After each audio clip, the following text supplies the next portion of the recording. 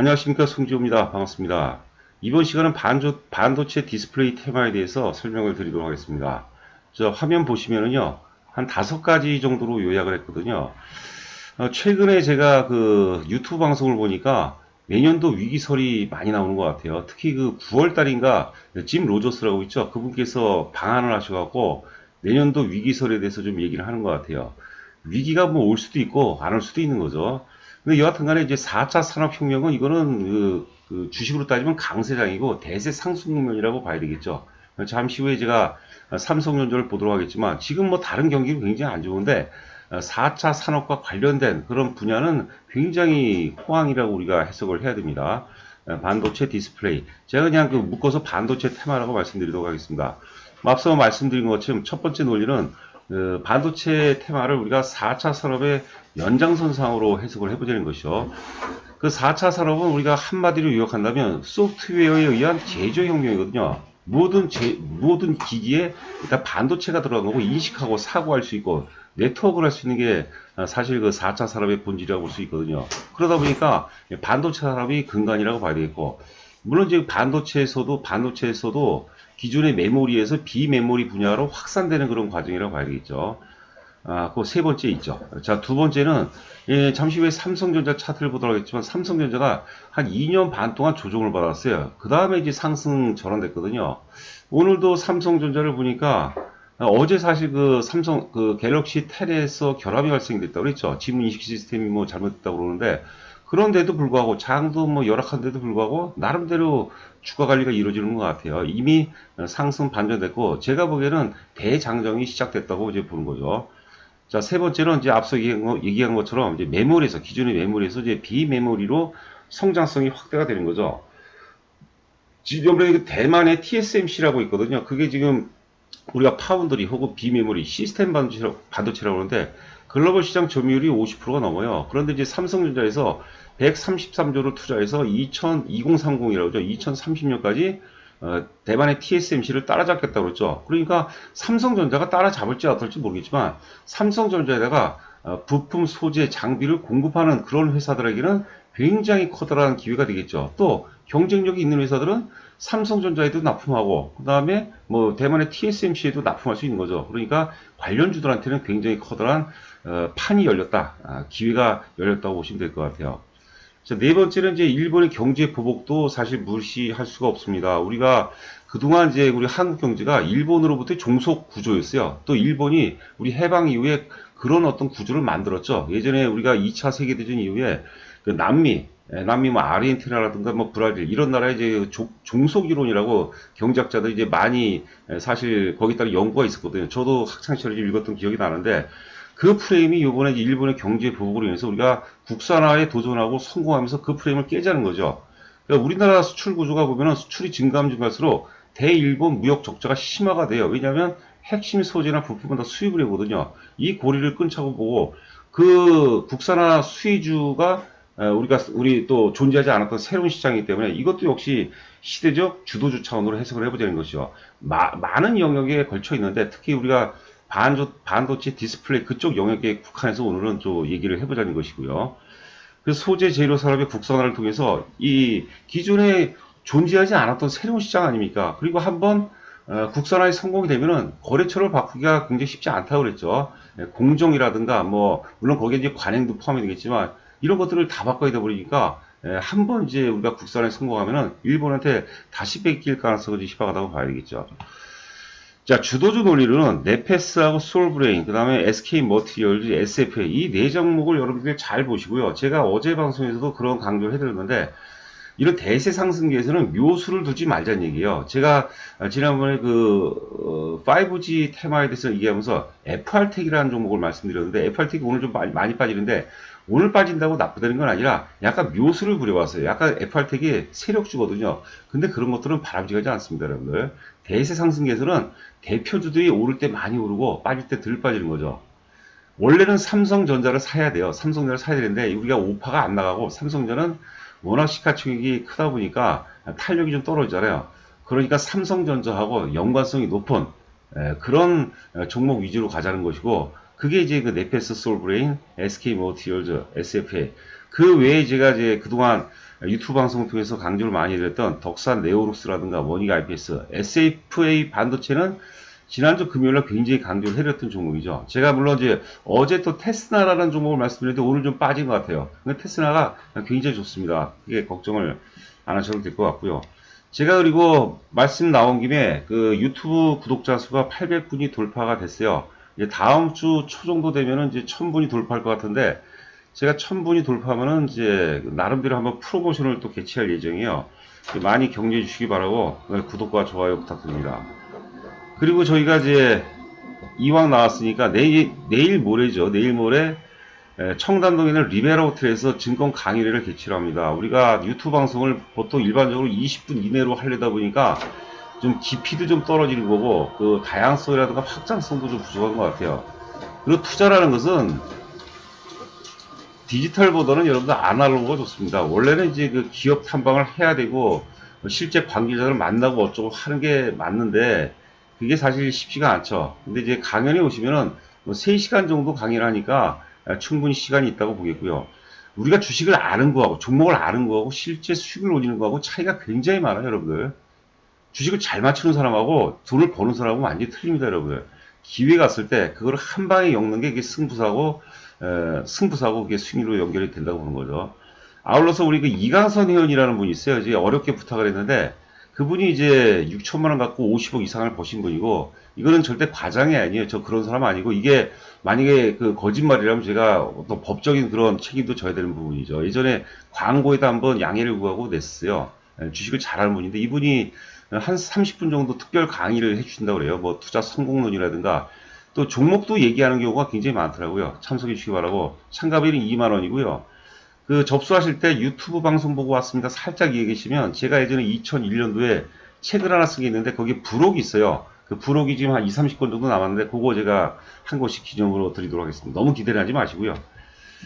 자, 그 계속해서 삼성전자를 보더라도 삼성전자 장기 월봉이에요. 여기 보시면 이제 그 자스트 1990년도에는 세계 반도체 톱 10 중에서 일본이 6개 기업이 있어요. MEC라든가 도시바라든가 뭐 히타치가 들어가나 하여튼 웬만한 그 전기 전자업체들은 다 반도체를 했어요. 근데 그게 몰라 그랬죠.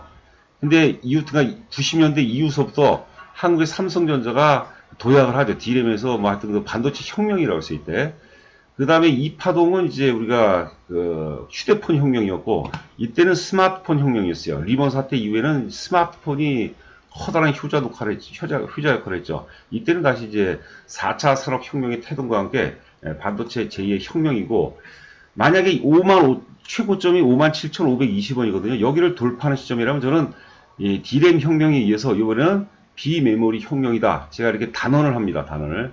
다시 90년대 삼성전자의 반도체 혁명이 있었어요. 일본 반도체 기업이 몰라 그랬죠. 일본이 이제 잃어버린 20년을 맞으면서 상대적으로 삼성전자가 도약을 하는 거죠. 그 다음에 동력을 잃었고 IMF 이후에는 우리가 휴대폰 또 혁명이 있어. 휴대폰. 그 이후에 휴대폰 생각나시죠? 그 다음에 리먼 사태 2007년도 리먼 사태 이후에 2007년도 8년도서부터는 스마트폰 혁명이 일어납니다. 스마트폰이 엄청난 효자 역할을 하죠. 자, 그 다음에 이제 2015년, 16년서부터는 이제 D램 혁명. 삼성전자가 뭐 그냥 전 세계 D램을 완전히 다 장악해버리죠. 그 다음에 이제 요번에 조정 이후에 다시 신고가를 돌파하고 5만원대를 돌파하고 6만원, 7만원, 10만원 이상 가는 것은 비메모리 혁명이라는 거죠. 그리고 4차 산업은 물론 메모리도 굉장히 중요하지만 비메모리가 여러분들 핵심입니다. 이런 것도 제가 이제 강의에서는 더 자세히 말씀드리도록 하겠고요. 자, 파운드리라고도 하고 우리가 또 시스템 반도체 하고 이제 비메모리라고 하죠. 점유율을 보게 되면 이제 대만의 TSMC가 지금 TSMC의 그 시가총액이 아마 대만 증권시장에 제가 감각적으로도 한 60% 가까이 되지 않을까 싶은데 한 50%는 넘을 것 같고요. 자, 글로벌 시장 점유율이 약 50%고 삼성전자도 선방을 하죠. 거의 뭐 10%대 후반. 그 다음에 이제 미국, 대만, 중국 이런 순입니다. 그래서 요게 삼성전자가 2030년까지 대만의 TSMC를 따라잡는다고 보죠. 시장 규모가 굉장히 커져요. 거기다가 이제 대만을 따라잡으면 엄청난 성장 모멘텀이 될 수 있다고 보는 거고, 삼성이면 저는 이제 충분히 가능하다고 봅니다. 그렇죠. 이미 반도체 디스플레이에서 역량을 거의 뭐 기술이 겹치거든요. 충분히 가능하다고 보는 거죠. 자, 이제 종목을 핵심 네 종목을 한번 살펴보도록 하죠. 첫 번째 종목은 네페스입니다. 네페스.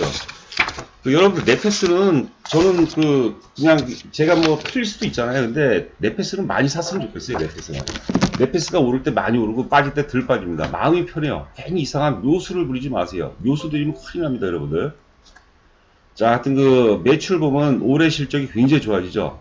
매출이 작년도 2,700억에서 올해 예상이 3,600억, 한 30% 가까이 증가하죠. 영업이익은 급증을 합니다. 218억에서 739억. 오히려 규모의 경제가, 매출이 증가하면서 규모의 경제가 실현이 되죠. 아래 이제 영업이익률 보면 어때요? 20% 퀀텀 점프래요. 이게, 이런 흐름이 향후 한 3년, 4년 이어지면 주가는 말 그대로 슈퍼 사이클이 전개가 됩니다. 제가 이것도 내일 모레 강연장에서 그런 데이터를 보여줄고요. 과거에 뭐 중국 관련주도 있잖아요. 2000년대 중반에 소재 산업재들 그런 것들이 그 무거운 대형주조차도 짧게는 1000%, 많게는 2000%, 3000% 올라갔거든요. 그것도 바닥서부터가 아니라 역사적 고점 돌파하고 그때 어떤 거 우리가 매출이라든가 영업이익 추이를 제가 같이 비교를 해볼 거거든요.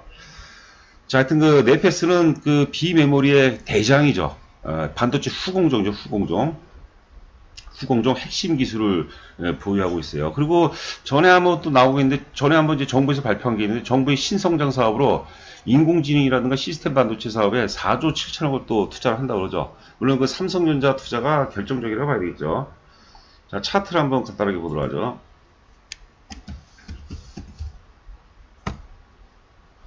굉장히 안정적인 흐름이고요. 자, 지금 역사적 신고가를 돌파하고 첫 번째 눌림목입니다. 여기서 놓치면 우리가 이제 못 사는 거예요. 제가 간단하게, 지금 네페스는 어떤 파동이 나오냐면요. 앞으로 비메모리 관련해서.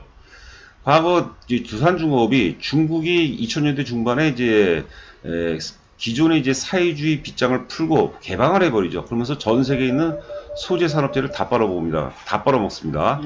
역사적 고점 돌파하고 거의 뭐 2000% 올랐어요. 2000%. 그러면 지금 네페스는 지금 두산중공업의 한 요 정도 구간이라고 보고, 요 정도 구간. 우리가 여러분들 타임머신을 타고 시간을 거슬러 올라가서 두산중공업을 이때 한 10,000원 정도에 살 수 있으면 얼마나 행복하겠어요. 네페스를 사면 된다는 거죠. 앞으로 네페스가 이런 파동이 나온다고 봅니다. 설사 삼성전자가 못 오른다 하더라도 이런 파동이 나올 가능성이 굉장히 높다고 보시면 될 것 같아요. 자, 다음 종목 보도록 하죠. 다음은 이제 솔브레인입니다. 솔브레인 흔히들 우리가 불화수소라고 하죠. 고불화수소, 고순도 불화수소. 뭐 일본 경제 보복에 따른 국산화 수혜주라고 보는데, 기본적으로 제가 이익의 질을 따질 때 장비 부품보다는 소재 재료를 제가 많이 따집니다. 그렇죠? 자, 솔브레인 보면은 매출은 뭐 크게 증가하지는 않아요. 2018년도 9,600억에서 이제 1조 드디어 매출 1조를 달성하고 영업이익도 좋아지죠. 일단 2017년도에서 18년도에 주가가 퀀텀 점프를 하죠. 영업이익률로 보니까 13%대에서 17%죠. 그러니까 솔브레인도 뭐 출발을 했다고 봐야 되겠죠. 솔브레인 한번 차트 한번 보도록 하죠. 제가 구독과 좋아요 얘기했는지 모르겠네요. 가끔가다 까먹고 제가 방송을 끝내는 경우가 있어갖고, 제가 구독자가 드디어 800분이 넘어섰습니다. 이 솔브레인 부분은 역시 월봉 보면 역사적 신고가를 돌파를 했습니다. 굉장히 의미가 있어요. 이게 역사적 고점을 돌파했다는 것은 대세 상승기라는 것을 의미하죠. 물론 이게 다는 아니지만.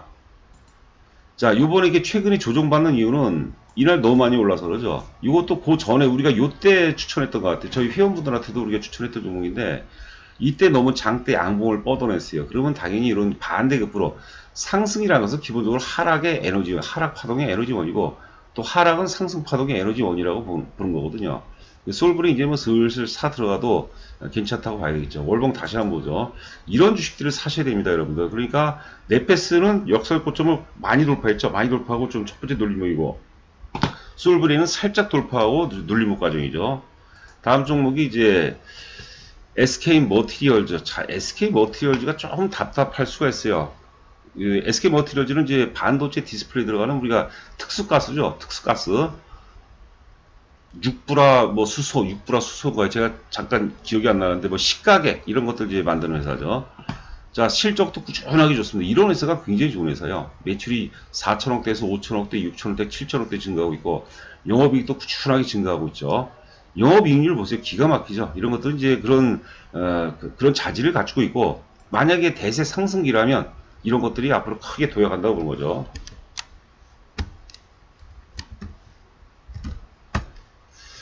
자, SK머티리얼즈는 먼저 역사의 고점 돌파하고 1년, 2년, 지금 3년째 조정을 받고 있어요.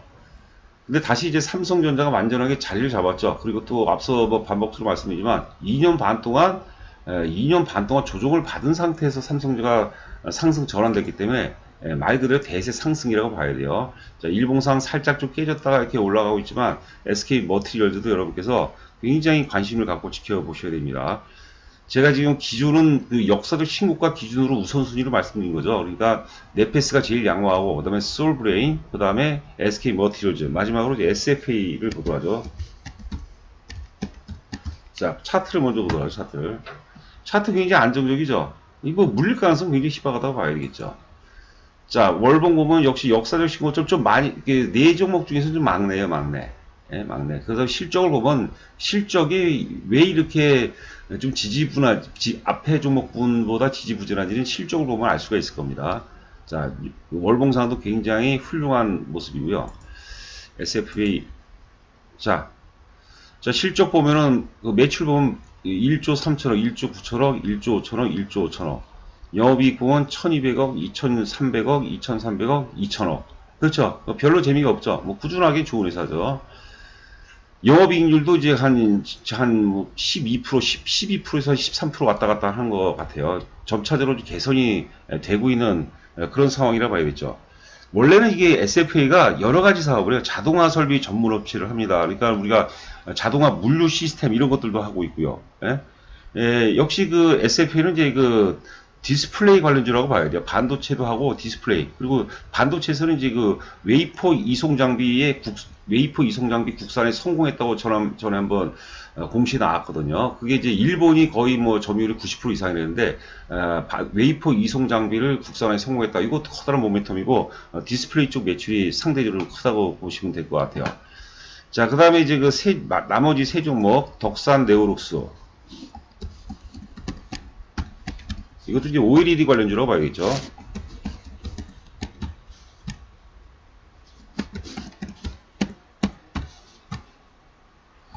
덕산 네오룩스도 추천한 지가 꽤 오래된 주식이죠. 이것도 이제 뭐 한 8월 달에 유튜브 방송을 통해서 말씀드렸던 종목인데, OLED에서는 여러분 덕산 네오룩스가 가장 강렬하게 갭상승으로 저항대를 돌파했다고 했어요. 굉장히 힘이 좋습니다. 덕산 네오룩스가.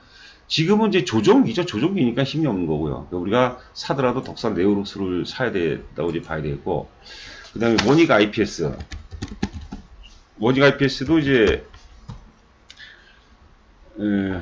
디스플레이 반도체 디스플레이 관련주이면서 특히 이제 증착 장비 업체 증착 장비.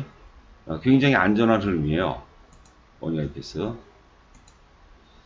근데 현실적으로 좀 올라서 조금 부담이 되긴 한데, 하여튼 덕산 네오룩스가 더 나은 것 같아요. 마지막으로 이제 SFA 반도체. SFA 반도체는 후공정 중에서 이제 패키징이죠. 옛날에는 후공정이 사실 좀 별 볼 일 없었는데, 지금 이제 특히 이제 비메모리로 전환되면서 후공정에서 지금 사실 미세공정은 가성비가 안 나요. 그래서 1000억을 투자해서 미세공정을 하면 그만큼 가성비가 안 나요. 그런데 이제 후공정에서도 이제 패키징 쪽이 가성비가 많이 나오는 영역이죠. 그러니까 지금 보통 비메모리 하면 후공정 관련 회사들이 굉장히 각광을 받는 거죠. 사이클이 굉장히 좋다고 말씀드렸어요. SF 반도체 실적도 좋습니다. 올해. 자, 사이클에서 월봉 보면 1파동, 2파동, 3파동인데 3파동, 1파동의 고점을 반드시 돌파한다고 그랬죠. 제가 파동상 굉장히 좋다고 그랬죠. 이거는 저희 회원들한테도 좀 뭐 주력주는 아니더라도 회원분들한테도 추천했던 종목이에요. 저희가 일반적으로 한 일주일이면 한 3종목에서 한 4종목 정도 이렇게 신규로 추천해 드리거든요. 그 중에서 들어간 종목이죠. SF 반도체. 이런 것들은 이제 좀 소형주라서 투자자분들이 좀 좋아하시죠. 자, 하여튼 그 반도체 디스플레이에 대해서 방송을 했고요. 구독과 좋아요 부탁드립니다. 특히 이제 내일 모레 강연에 관심 있으신 분들은 꼭 오시면 아마 굉장히 좋은 영감을 얻어 가실 겁니다. 감사합니다.